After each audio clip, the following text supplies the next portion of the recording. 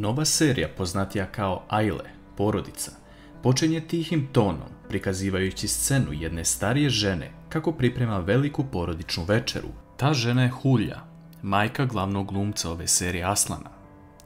Ali kao što porodica može biti mesto gdje se ljubav rađa i ponekad gubi, može biti mesto gdje neke tajne ostanu zauvek neizrečene. U avionu vidimo scenu kako Aslan primeti jednu devojku koja nervozno koristi telefon za sedištem ispred njegovog. On pokušava da joj skrene pažnju na to da se malo smiri jer pokušava da radi na svom projektu, ali ona ne obraća pažnju na njega. U jednom trenutku on zove stjuardesu kako bi zamolila devojku da isključi telefon dok su u avionu. Ona ljubazno zamoli devojku da isključi mobilni telefon, što ona i uradi. Po izlasku iz aviona, Aslan odlazi do automobila gdje ga čeka privatni vozač Ishoč. U jednom momentu Aslan ugleda tu istu devojku kako traži taksi jer je u velikoj žurbi. On odluči da joj pomogne, govoreći da je on može odvesti gdje treba. Ona govori da vozač vozi u određenu bolnicu. Na putu ka bolnici, Aslan želi da se upozna sa devojkom, pitajući kako se zove. Ta devojka se zove Devin i ovo će vjerovatno biti jedan događaj koji će promijeniti njihove živote zauvek. Po dolasku u bolnicu, devojka ishitreno izlazi zahvaljujući se Aslanu za prevoz. Aslan, čovjek koji nema mira, odlučuje da vidi šta se dešava i odlazi u bolnicu prateći Devin.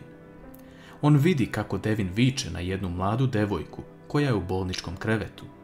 I u trenutku kada ona krene napolje, on izlazi i uđe u automobil.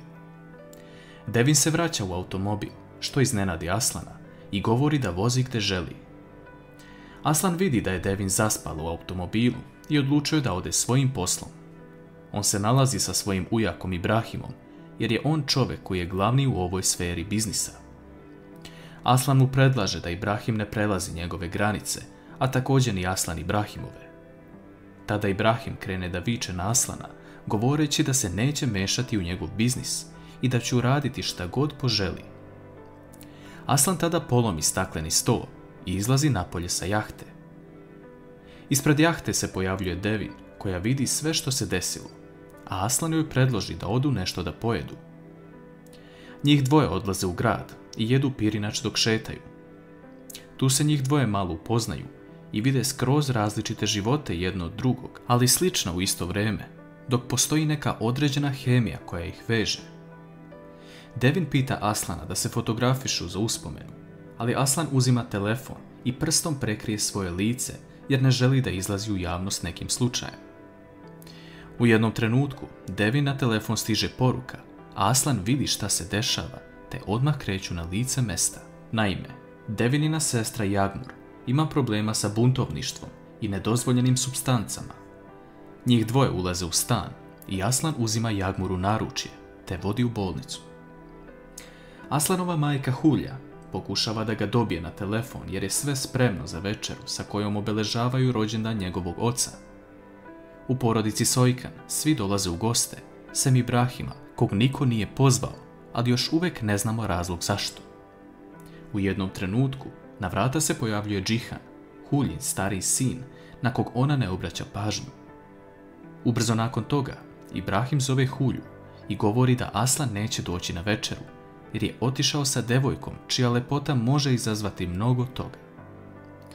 Hulja tada zove Ishoča koji potvrđuje da je Aslan sa jednom devojkom. Hulja prenosi te vesti celoj porodici koja samo njega čeka za stolom, a porodično okupljanje se ne smije preskočiti u porodici Sojkan. Tada njena svekrva Seher, koja zaboravlja mnogo stvari i živi u prošlosti, govori da je Hulja kriva za to što nema Aslana i Jusufa, njegovog oca. Hulja je mnogo vezana za Aslana i tada govori Seher da Jusufa već nema godinama, a da je Džihan kriv za to jer je Jusuf oduzeo život sebi pred njegovim očima. Tada svi ustaju, a Hulja ostaje sama za stolom, prisjećajući se starih rana, ali i prvog Aslanovog odsustva sa porodične večere. Aslan provodi neko vrijeme sa Devin u bolnici i tu se još bolje upoznaju nego pre. Devin se zahvaljuje Aslanu za sve ovo što je uradio i zaspi u njegovom naručju.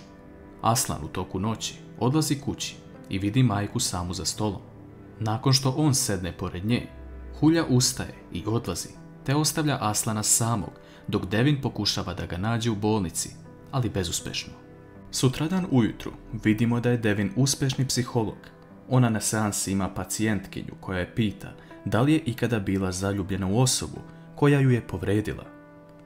Devin ništa ne odgovara na to. Ona se nakon završene smene vraća u stan i sada će neko vreme živjeti sa svojom sestrom Jagmur. U jednom trenutku ona pronalazi vizit kartu Aslana i počinje da pretražuje nešto više o njemu na internetu. Ona prvo nailazi na jedan video koji govori sve o porodici Sojkan. Naime, tu saznajemo da je njegov otac Jusuf držao mnogo toga i bio u opasnim vodama. Svi su mislili da će posao preuzeti najstariji sin Džihan, ali na kraju se ispostavilo da je te poslove dobio Aslan, koji ima buran život u medijima, jer se nalazi sa dosta žena. Tu vidimo jednu zanimljivu stvar, a to je da Aslan zapravo želi da radi legalne poslove za razliku od njegove porodice, ali da li je to zapravo istina? Sutradan, Devin odlazi na adresu koja piše u vizit karti kako bi vratila Aslanu jaknu koju je ostavio. On dolazi do nje i govorio je da i on tražio nešto više o njoj, te da je čuo da je uspješan psiholog. Oni se tu smeju i razmenjuju brojeve kako bi se našli u nedjelju, a to je Aslanov glavni dan u nedjelji koji je odvojio samo za Devin. Uveče, Aslan pravi žurku u svom restoranu i tu se nalazi sa par svojih prijatelja, ali ujedno i ljudima sa kojim radi. U jednom trenutku se na bini pojavljuje devojka koja počinje da peva, ali tada njegov drug ustaje kako bi je sklonio sa bine. Aslan pred svim gostima kaže da je pusti kako bi rekla šta ima. Naime, ta devojka je Aslanova bivša devojka koja je pod ucenama njegove majke morala da ćuti. Ona skida bluzu i na njoj se vide modrice.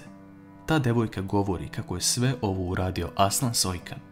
Aslan ujutro odlazi kod svoje majke, govoreći da se više ne petlja u njegov život jer preteruje. Hulja želi da zaštiti svog sina pod svaku cenu i da spreči njegovu bivšu devojku da ga proganja. Aslan govori da ne želi više niko da se petlja u njegov život jer on ništa nije skrivio. Dolazi nedjelja, dan kada Aslan i Devin treba da se vide i zvanično imaju prvi sastanak. Aslan dolazi kao pravi gospodin pred njen stan sa luksuznim automobilom, a ona izlazi glamurozno obučena i njena lepota dolazi još više do izražaja. Aslan zakazuje ručak u najskupljem restoranu u Istanbulu. Devin mu govori da ako je bude dosadno, otiće od njega bez razmišljanja. Na ručku se njih dvoje ne provode baš najbolje, ali tada Aslan vidi jednu svadbu u blizini i odlučuje da njih dvoje odu nepozvani. Oni se prave da znaju sve ljude na svadbi i na kraju završavaju za stolom gdje su deca. Jedno dete ih pita da li su venčani, a Aslan pokreće temu kako je, pod znacima navoda, tetka Devin jako zaljubljena u njega, ali on nije osoba koja želi brak. Tada se Devin, u šali, nadoveže na Aslana govoreći kako je Aslan 2 puta želeo da je zaprosi, ali ona nije pristala. Oni kasnije igraju sa mladencima i bivaju u centru pažnje. Ta noć je za sada nezaboravno lepa za njih dvoje, ali u jednom trenutku nakon ceremonije Aslan zamoli Devin da ga pita samo jedno pitanje kao psiholog. Devin pita Aslana kakav odnos ima sa majkom. Aslan zastaje govoreći da je ovo jako dobro pitanje i da je njihov odnos dobar. Ubrzo nakon toga kreće jedna balada gdje njih dvoje igraju zajedno i tu vidimo njihov prvi poljubac. Po povratku kući Aslan vidi da ga neko prati i ubrza autoputem. Devin ga zamoli da stane sa strane i pita ga šta je ovo uradio jer je tako brzo vozio da su mogli imati velikih problema. Aslan govori da je samo bila gužva u saobraćaju te da je hteo da prečicom dođe brže. On dolazi pred Devinin stan, ali ona se ljuti na njega što toliko stvari krije od nje. Počevši od porodice do njegove same ličnosti, ona ga okrivljuje za sve što joj je slagao i govore da je on veliki manipulator i narcis. Tada Aslan ostaje nedorečen, govoreći da nije samo ona njega lagala, jer je video u kakvom je stanju njena sestra. Majka joj je bipolarna, a otac ima problema sa alkoholom. Uz to Aslan govori ime, Ergun Akin. Tada Devin ljutito izlazi iz automobila, a Aslan vidi čovjeka koji ga prati cijelo vrijeme. On dovodi tog čovjeka kod svojih prijatelja kako bi izvukli iz njega to koga je poslao. Oni uzimaju njegov telefon i Aslan vidi kako je taj čovjek slikao svaki Devinin korak, ali i to da je posljednji poziv bio upućen Hulji Sojkan, Aslanovoj majci. Sutradan za porodičnim doručkom Hulja pokazuje svoju nervozu za stolom. Ona je jako pogođena rečima koje joj je uputio Aslan juče. Aslan, nakon završenog doručka, sustiže majku i glumi kako je sve u redu. On je poljubi u obraz, a ona ga pita kako mu je sa novom devojkom. Aslan na to odgovara da su raskinuli, da to nije za njega. Međutim, u toku dana Aslan dolazi pred Devinina vrata i ona se iznenadi nakon što ga vidi. Ona ga pušta da uđe i njih dvoje pričaju na terasi. Aslan se po prvi put otvara prema Devin i govori joj da će sutra odvesti na jedno mesto gdje će joj sve biti jasno, te da ga čeka u ovo vreme. Devin mu na to odgovara da se ne trudi uzalud. On se okreće i odlazi. Aslan ne popušta i ipak dolazi baš kako je rekao ispred Devininog stana, ali nje još uvijek nema.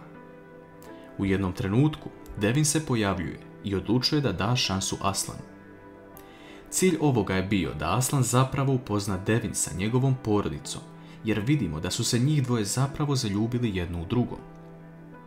Po dolasku u vilu, Aslan predstavlja svojoj porodici njegovu novu devojku Devin. Svi se lepo upoznaju sa njom, ali glavnu ulogu ima Hulja, čiju reakciju čekamo. Devin dolazi ispred Hulje, pružajući joj ruku, ali Hulja joj dodirne rukama lice, govoreći da je jako lepa, i svi sedaju za sto da večeraju. Međutim, u tom trenutku vidimo da je Aslanova bivša devojka imala saobraćajnu nesreću, ali da li je u to upetljana Hulja? Da li će Devinin dolazak promijeniti čitav tok porodice Sojkan? Pišite nam vaše mišljenje o ovoj seriji u komentare.